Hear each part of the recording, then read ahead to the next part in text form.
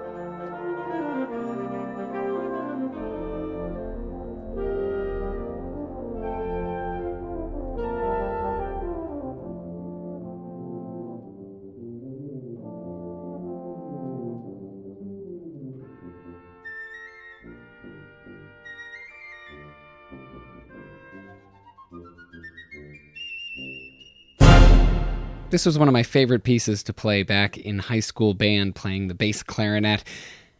And one of the things that I love about it is that the folk song arrangements are really accessible. They're fun melodies, but it's also beautifully written. It's definitely worthy of consideration as, quote, serious music, whatever that is. Thanks to the U.S. Air Force Heritage of America Band for putting that up on museopen.org. And thank you for listening. If you get the chance, please rate and review this podcast wherever it is that you're getting it. I'm Tyler Alderson, and next week for your classical break, we're going to be listening to Grieg's Piano Concerto and a Schubert Quartet movement. We'll start things off with Corelli's Fourth Concerto Grosso. I'll see you then.